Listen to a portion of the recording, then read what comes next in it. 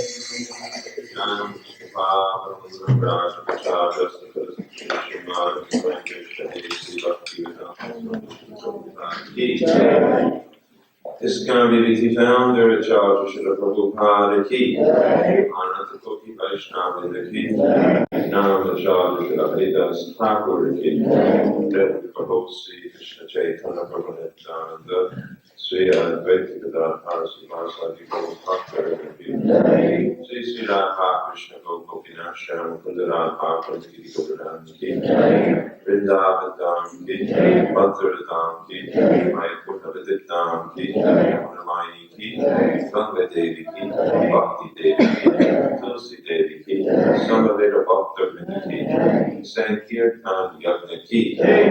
All glories to the Assembled Devotees, all glories to the Assembled Devotees, all glories to the Assembled Devotees, Go Premanandi. Om Namo Bhagavate Vasudevaya. Om Namo Bhagavate Vasudevaya.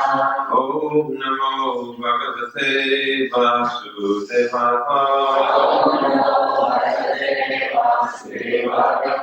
Srimad Bhagavatam, Canto 1, Chapter 18, Text number 45. Tadharya Dharmaha Pavadiyate Dhirnam Varna-ashrama Yutas Prahimayaha Tato Artha Namabhiniveshitatmanam Sunam Kapinam Eva Varna-shankaraha Tadarya Dharma Pravaliyate Nirnam Varna-ashrama Yutas Prahimayaha Tatorartha Kama Vinevi Setatmanam Shunam Kapinam Iva Varna-shankaraha Tathārya Dharma Pravaliyate Niryanam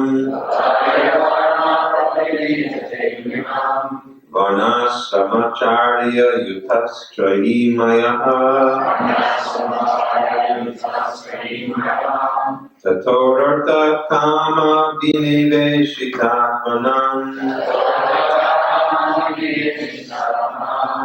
Shunam Kapinam Iva Varna-sankaraha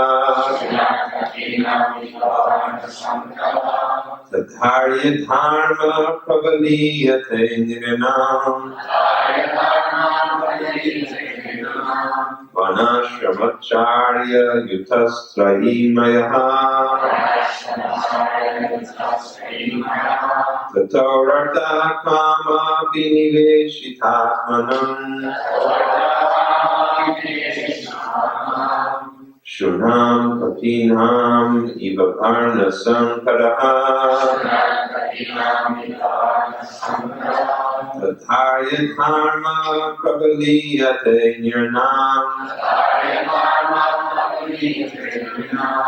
Varna-ashrama Yutas Prahimayaha Tatorartha Kama Viniveshitatmanam Shunam Kapinam Iva Varna-sankaraha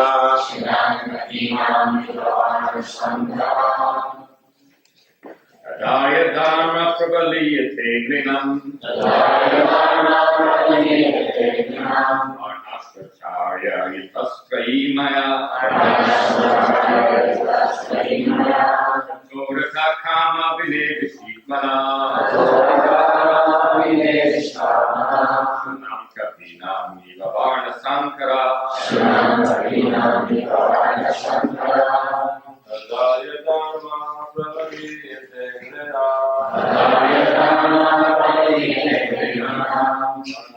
Varna-ashrama yitastrayimaya. Tatorata kama vinedishitmana.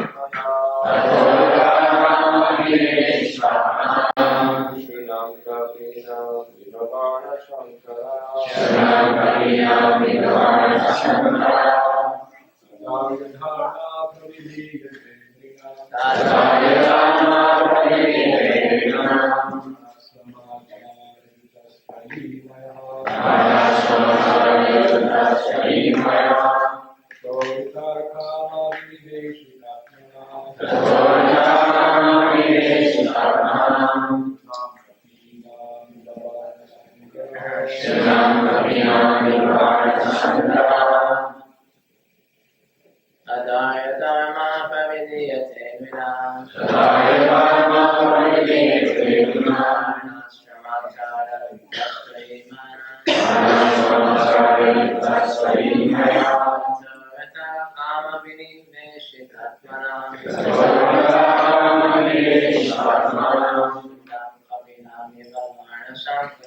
Shunam kapinam niva varna sankara.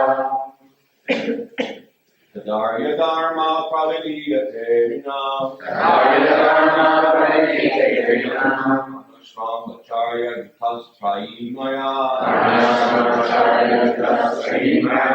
Tatorata kama viniveshitatmana. Shunam kapinam niva varna sankara. Adaya dharma pravidiyate vinam.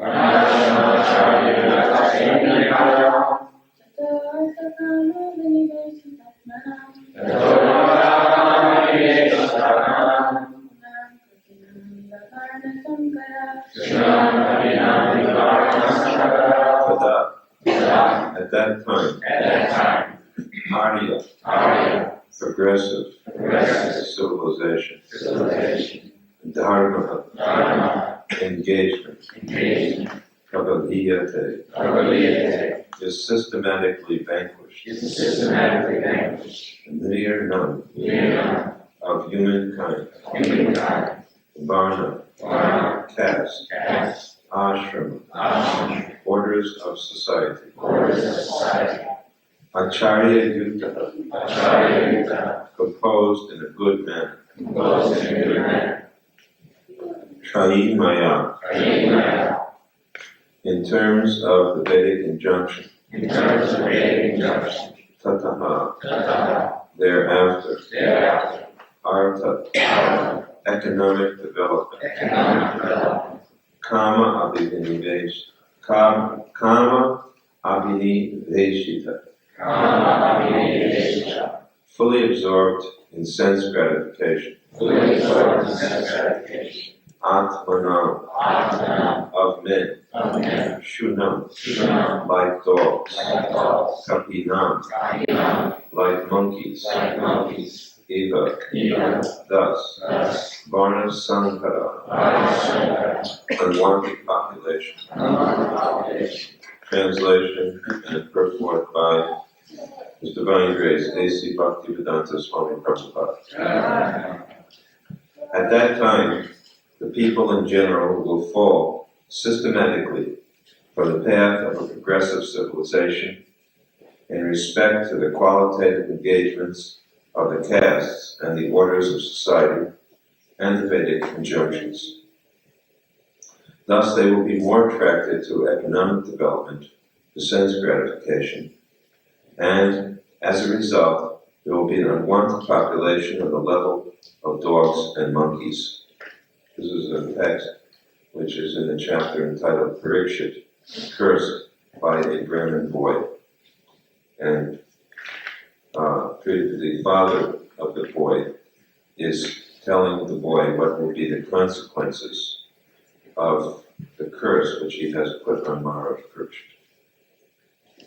Purport by Prabhupada. It is foretold herein that in the absence of monarchical regime, the general mass of people will be an unwanted population like dogs and monkeys.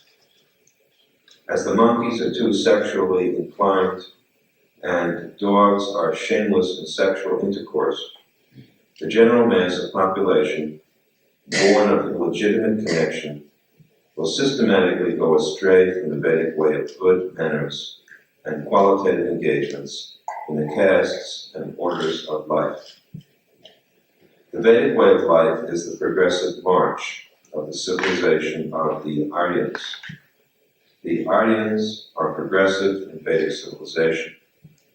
The Vedic civilization's destination is to go back to Godhead, back home, where there is no birth, no death, no old age, and no disease. The Vedas direct everyone not to remain in the darkness of the material world, but to go towards the light of the spiritual kingdom, far beyond the material sky.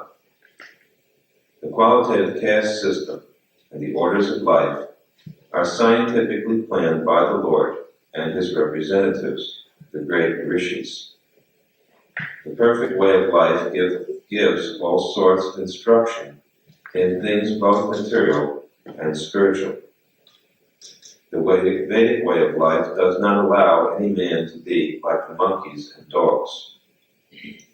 A degraded civilization of sense gratification and economic development is the byproduct of a godless or kingless government of the people, by the people, and for the people. The people should not, therefore, begrudge the poor administrations they themselves elect.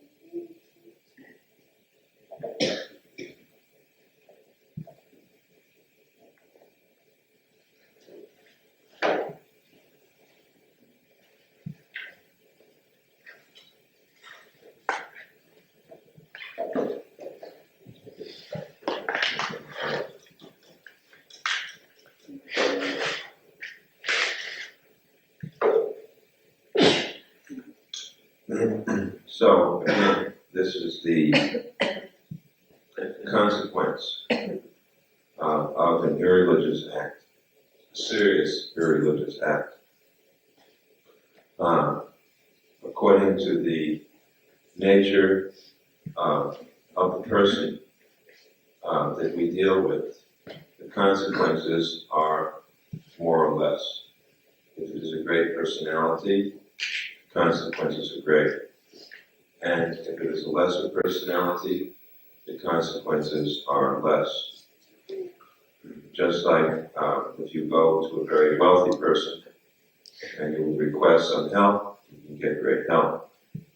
If you go to a pauper, at least financially, he cannot give much help to you. Similarly, if we go to a great saintly person, you give great help. And on the other hand, if we contact someone who is without spiritual assets, they cannot do very much for us.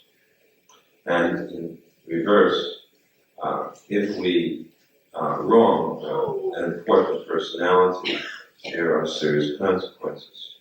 On the other hand, if we wrong a lesser personality, the consequences are not as severe. So here's a great personality. The grandson of the Pandavas, the monarch, the king, a ruler of a magnitude far beyond any present day leader of the world. Now leaders of the world at best are leaders of one nation, but it is said that Maharaj Krishna was the emperor of the world. 5,000 years ago, the kings of Hastinapur ruled over the entire world. That means that places other than in India were subordinate. At least they could not mount any challenge. When they were challenged, they could not defeat the Pandavas. And so Maharaj Krishna was actually the emperor of the world. No one was his equal. So we find that a curse placed on this king naturally has very serious consequences. And these consequences are described here. The same are also spoken of in the first chapter of Bhagavad Gita. You may recall that in the Bhagavad Gita, first chapter, Arjuna is giving arguments to Krishna about why he should not fight. And one of the arguments he gives is that if I fight, and if we are successful in killing our enemies happen to include elders, very, very respectable, worthy elders. If they are killed, then religion, which is reposed in the elders, will be lost. And when the elders are destroyed, religion is lost, the women will be unprotected. And when the women are unprotected, then there will be opportunity for illicit sexual connections, and as a result, there will be unwanted population. The same word, Varna-ashrama, unwanted population will result. And this unwanted population will disturb the peace of the world. Aryan means a progressive civilization. It is not what we have today, unaryan. This is unaryan. They are not at all progressive.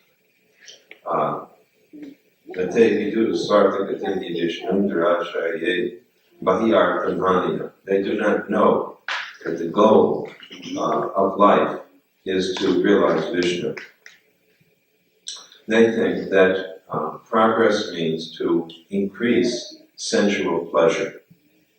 The two animals which are given here as examples typify a special sex life, monkeys and dogs. There's a statement that a monkey appears to be a renunciate because monkeys live in the forest. And traditionally, renunciates lived in the forest. Monkeys have no clothing on. Similarly, renunciates did not bother with clothing. Monkeys are vegetarians. and renunciates should be vegetarians. Monkeys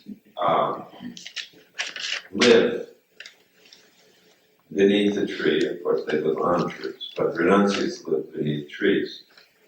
So, a monkey seems to be a renunciate. However, what is the business of the monkey? He keeps 20 female monkeys with him so that he can enjoy sex life as far as possible. And it actually, sometimes they even take, at least in India, they would take some of the potency of the monkeys and inject it into humans if they wanted to try to remain sexually potent. So, and in Krishna Lila we see this, we beat a gorilla. There are so many examples of sexually active monkeys. So, that's one example. The monkeys are very sexually ambitious. And another is the dog, who is described as shameless, because it is a fact that dogs make no distinction, nor do monkeys particularly, but dogs especially do not make distinction regarding who their sexual partners are. In other words, it is very common for a dog, for example, to have sex with the female dog from which it took its birth. In other words, if it was the equivalent within human society, a son having sex with a mother, and that, of course, is not permitted. It's illicit.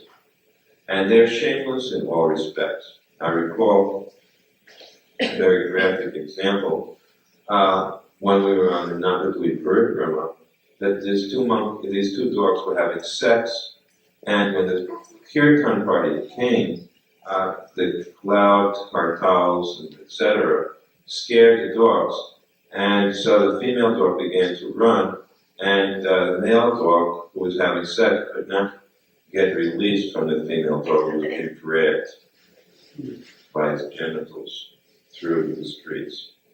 And I thought this is the most graphic example I ever saw of not just shameless sex, but how entangling sex is. I mean, if we, imagine that these were two humans, what the condition is. So it was a very graphic example. And unfortunately, human beings have practically become reduced in this way. So much so that the heroes of today are persons who are very sexually active. They are regarded as models, role models. In other words, there are no real standards any longer. There's no such thing as an Aryan standard, but very, very degraded persons are now occupying positions of importance. And it's not surprising. At least here we find the statement is given by this learned Brahmin to his son, that we will be the cause, and for all these things we shall be responsible, he says in the previous verse. So that's very serious. The Brahmins are here held accountable for the degradation of this age. In other words, one who is in a position of responsibility is the cause or the responsible agent in regard to someone's dependent sinful activities. If a disciple sins, the guru is responsible. If a child sins, the parents are responsible. If a student goes wrong, the teacher is responsible. At least this is how we should accept it. And therefore, it is said that a guru, a parent, a teacher, an administrator, a government leader should be very vigilant to make certain that there is no sin. Just like Maharaj would tour around his kingdom to see that there was no sin. The problem today, of course, is that the gurus, the parents, the teachers, the leaders are themselves the sinners. And sometimes even it is the students, the disciples, the etc., who have to call attention to the behavior of those who are supposed to be their authorities. Everything has become reversed. Again, because this is Varna-ashrama, this is an unwanted population. And therefore, the result is that people are led astray. They cannot achieve the goal of life, which is to develop our Krishna consciousness. So, the caste orders of life are especially important. Caste and the orders of society are very important in the Vedic injunctions. This is scientific, Prabhupada says. Created by Krishna, Chartur Lana Maya Shristam, Guna Karma Vibhavisha. Krishna says, I have created this. Sometimes people criticize this caste system. But Prabhupada correctly notes that in every society there are these four divisions. There are intellectuals, there are administrators, there are farmers or suppliers of the necessities of life, and there are workers. There are these four divisions. It doesn't matter whether you name them Brahmin, Kshatriya, Vaishya, or Sudra, or you name them something else. But in every society of the world, there are these divisions. It is a fact. And it is as natural as there are divisions within the human body. There's a head, there are arms, there's a belly, there are legs. So as the body is divided into different parts for fulfilling various functions, society is meant to be divided scientifically. Scientifically means that there are specific duties. The head has specific duties. Brahmins have particular duties. The problem today is that the intellectual class does not fulfill the duties of a Brahmin. They don't know what the duties are, nor do they have the actual qualities, except for the fact that they're very intelligent. But that intelligence is misguided. Therefore, they're not peaceful. They're not learned in scripture. They're not sense-controlled. They're not austere, which are all qualities of a Brahmin. If an intellectual is just smart, but not peaceful, not austere, not knowledgeable in religious scripture, he'll create havoc. What will he teach with his knowledge, with his intellect? What will he think of? And we see practically that these intellectuals, just as I was getting on the flight to come here from Houston, and there was the news, and all the businessmen, they may not be Brahmins, and certainly not Brahmins, but they may not be intellectual, but all the businessmen, at least they're one of the three higher categories. They're not just base workers. There was a few of them, but mostly they were business people.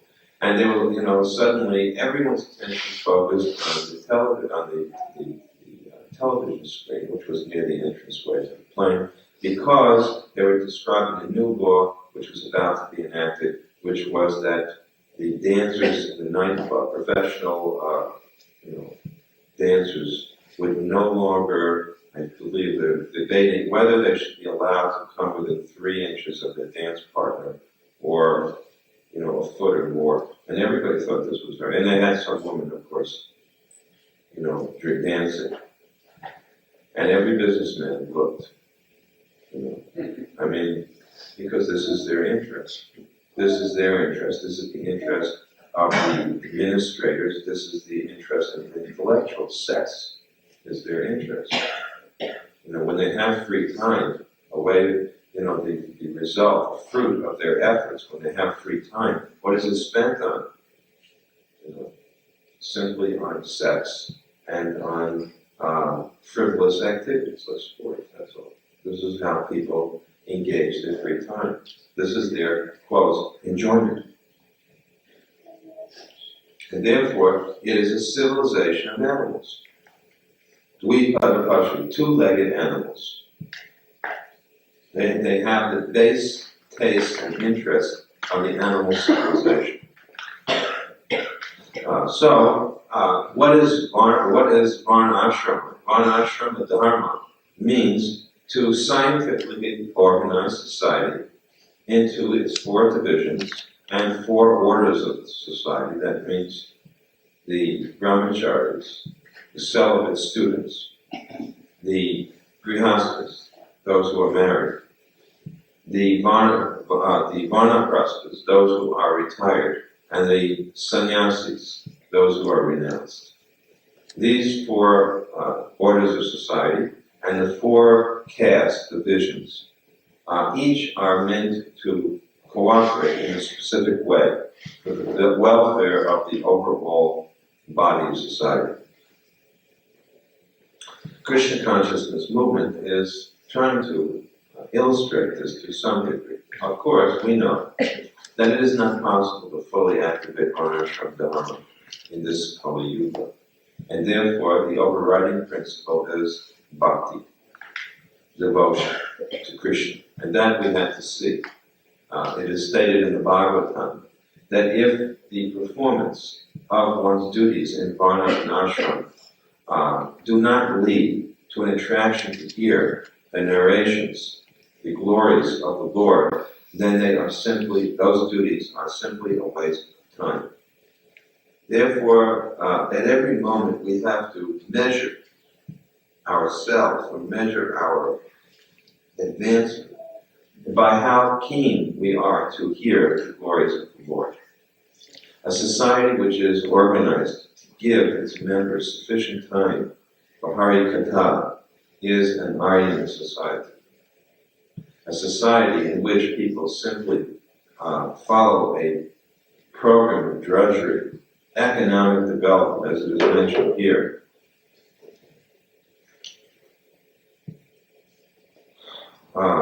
For economic, the greatest civilization of sense gratification and economic development is the byproduct of godless, kingless government of the people, by the people, and for the people.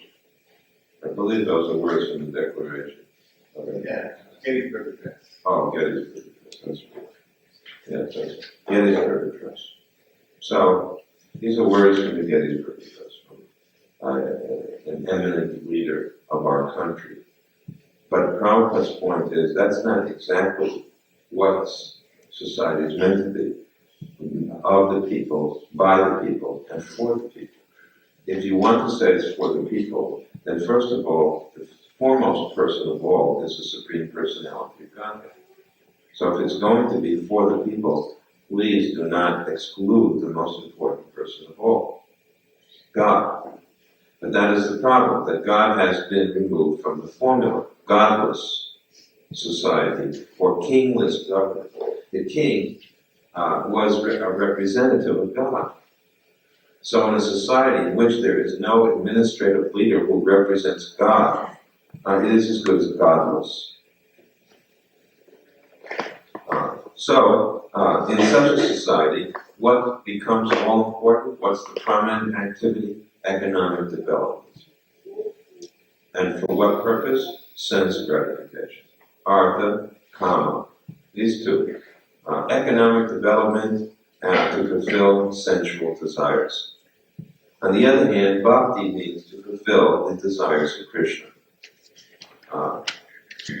And our Krishna Consciousness program is arranged in such a way that that is meant to take place.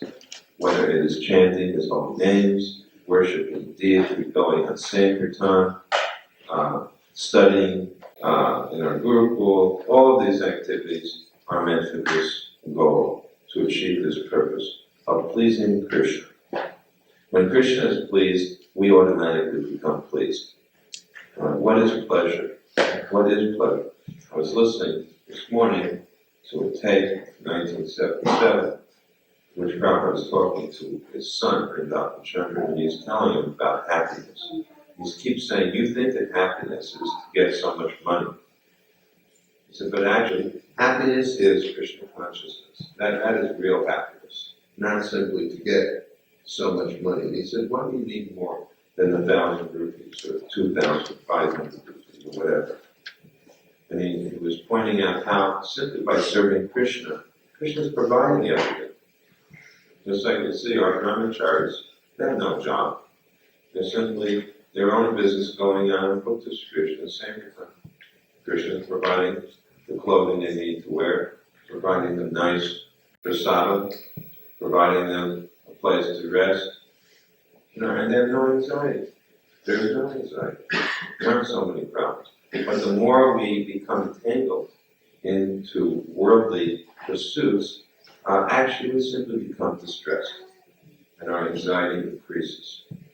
Therefore, Vedic culture advises to try and keep life very simple, not to become entangled in so many types of fruitive activities.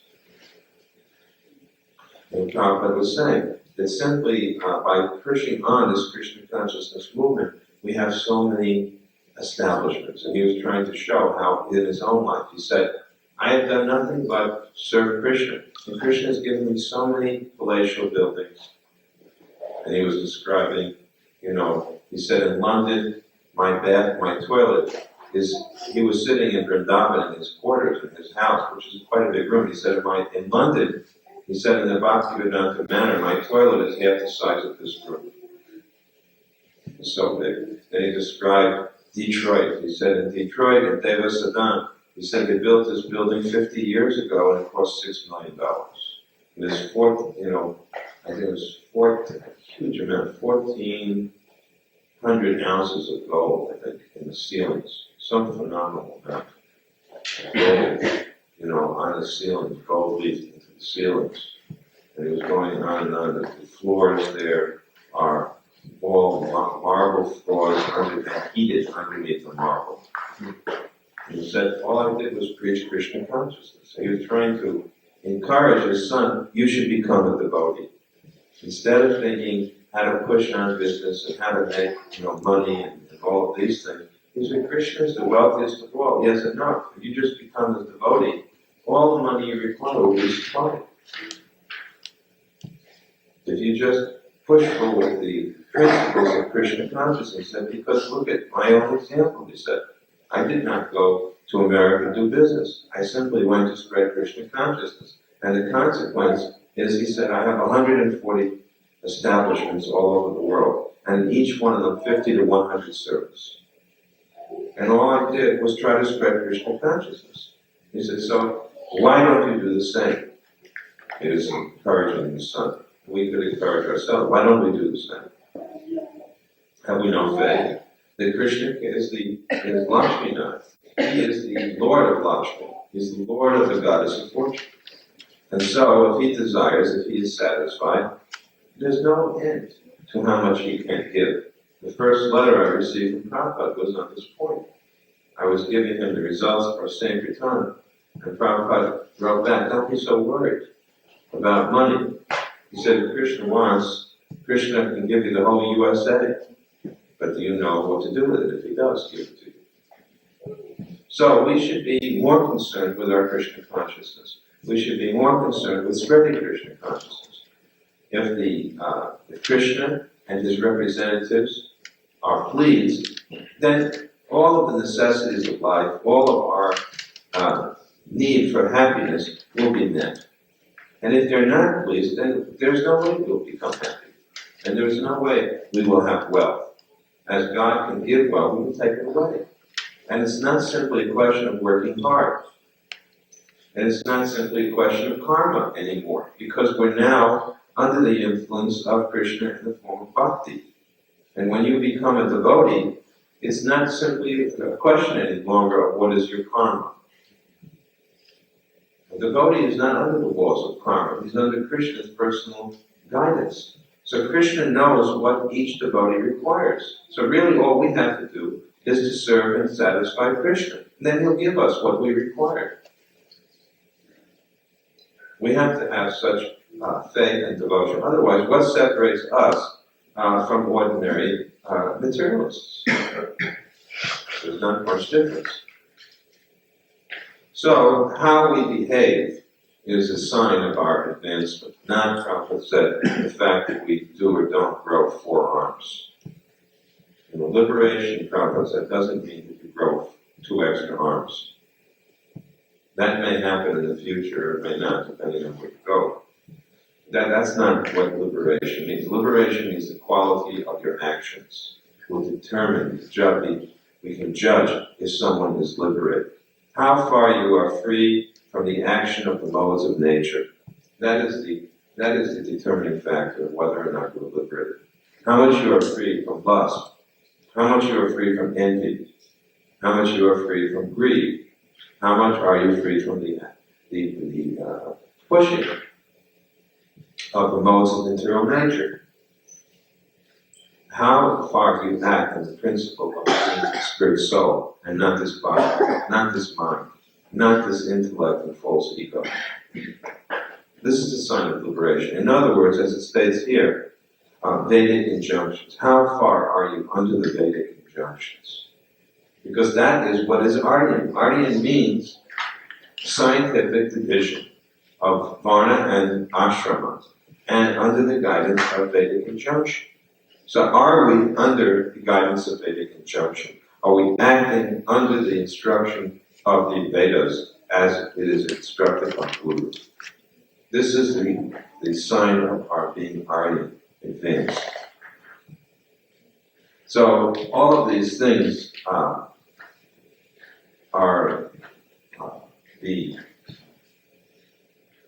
responsibility of those who are leaders, whether they are in any position of responsibility. And when such leaders abuse their positions of responsibility, then everything becomes deteriorated. So if we want to reverse this curse of this unqualified Brahmin boy, then we who are in positions of responsibility, whether parents or teachers or gurus or, for that matter, even devotees in general, because you're all Brahmins and preachers. If you're in any one of those positions, then you must act in an exemplary manner, and you must teach by your words and in an exemplary manner. And then the curse of this boy will be reversed. Okay. Does anyone have any questions?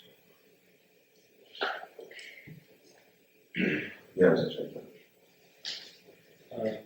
We're describing, Father was describing the priest to his son. Faith, so what is the impediment? What are the impediments to this faith?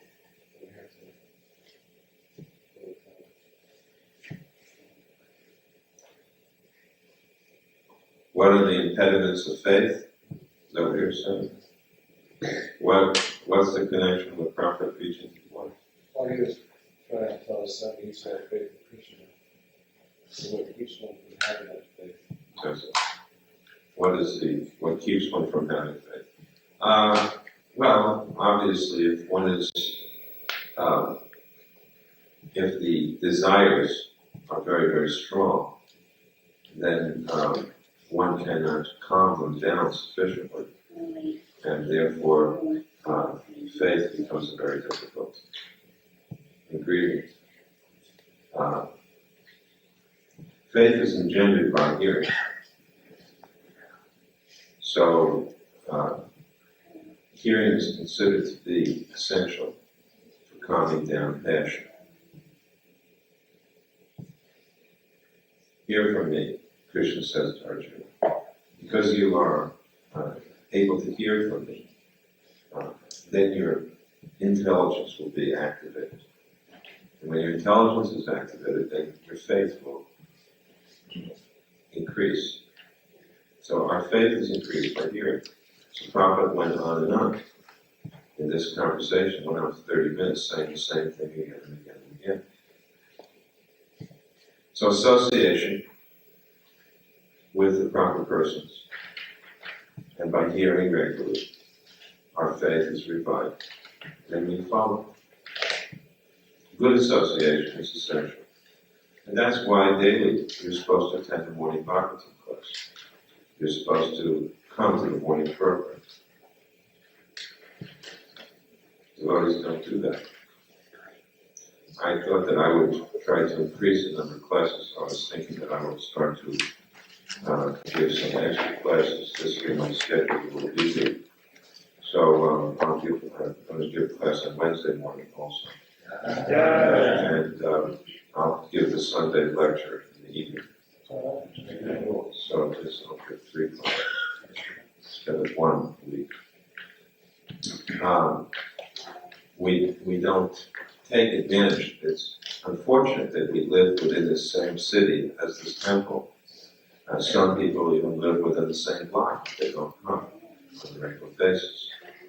And that's unfortunate. They don't get the advantage of regular association. This process works. The association copes.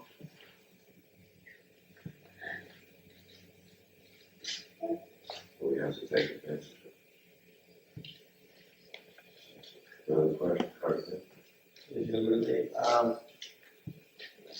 I think in the 7th cantos of where Prabhupada explains that our karma now is determined whether we suffering or we have happiness or distress, whatever amount of that is determined by our previous activities, our sinful or pious activity.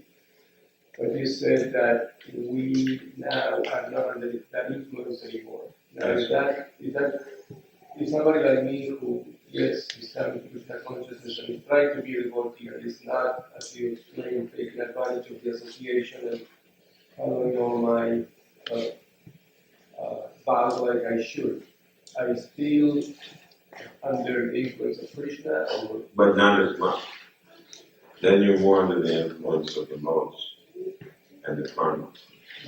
In other words, according to the degree of surrender, one will be more or less under the control of Krishna.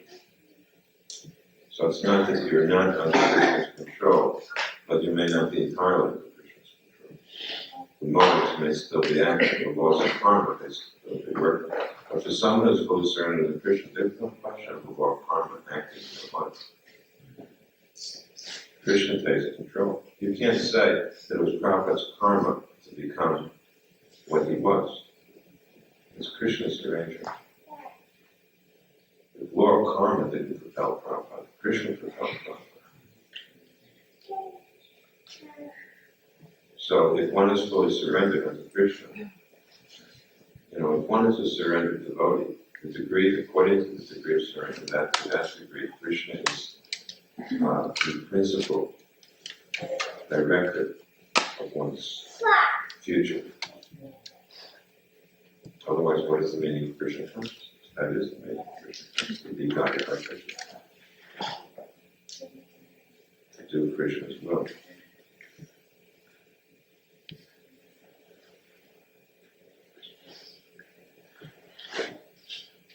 The Christian Bible speaks of the path of God, and the road is very narrow, and very few follow the road. Is it the same road of Krishna consciousness as well? That road is very narrow, and not many will follow that as well. Yeah, there's a similar statement about that. The road is narrow, the path is narrow. There's 2 points. One is sometimes in Bhagavad Gita, there's a statement, 7th chapter, 3rd text, Manusinam Sahasri Shur, Kaschit Yatati Siddhaye, Natamati Siddhanam, Kaschit Mandeti Tattva. Out of many thousands, one may endeavor for perfection, and out of thousands of such persons who endeavor to become perfect, one will know me in truth. So it's not very easy, it's rare. Siddharma. This is a rare thing. Bhakti is not an easy thing. Bhava Bhakti is very rarely achieved. Love of God is very rarely achieved. And the spiritual path is described to be like a razor's edge. So certainly that's a very narrow path. Those same principles.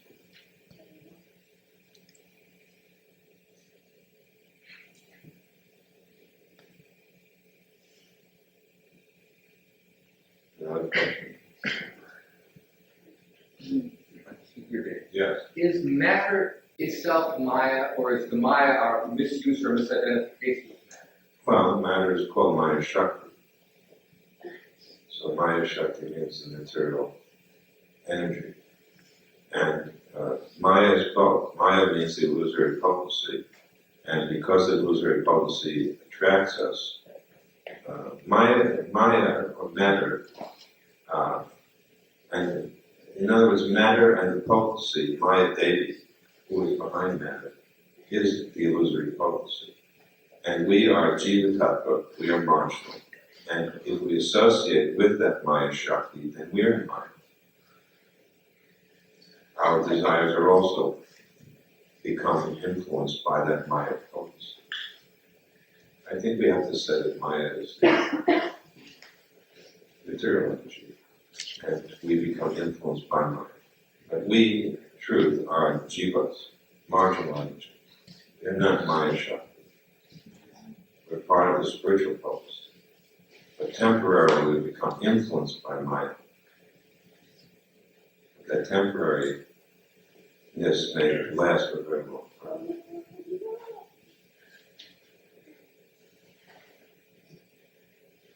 So you just mentioned that you associate with Maya, therefore Maya. If you just don't associate with Maya, we associate with Krishna consciousness, then And we're liberated.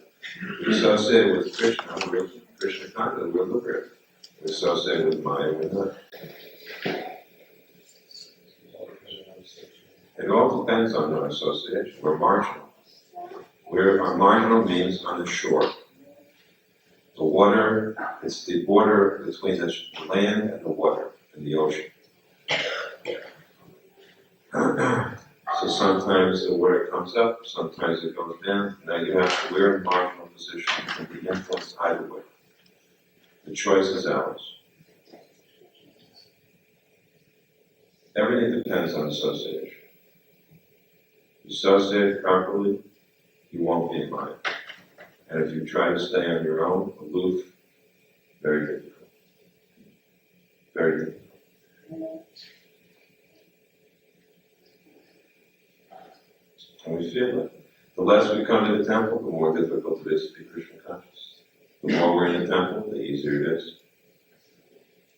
Prabhupada told me we don't have to encourage people to do business because the business tendency is so strongly in us already. He said, well, we have to be encouraged towards Krishna consciousness. That is something new for us. So I do not encourage my disciples, I do not have to encourage my disciples to visit because they already have such a tendency. But the tendency I have to encourage is the Krishna consciousness. That is something to do.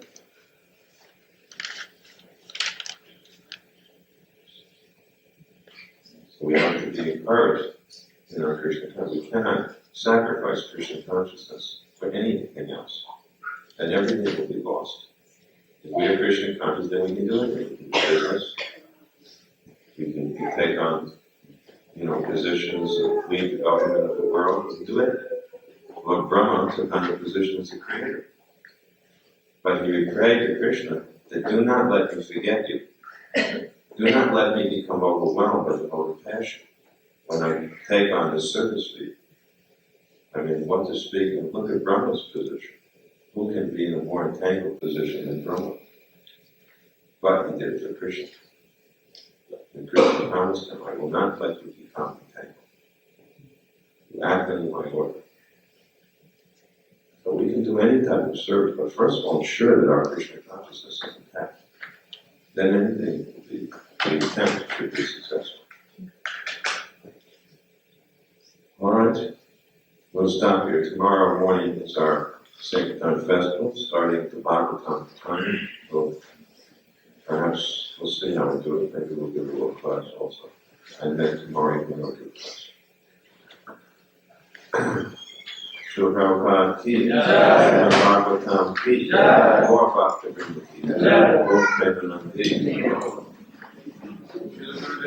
ki jai.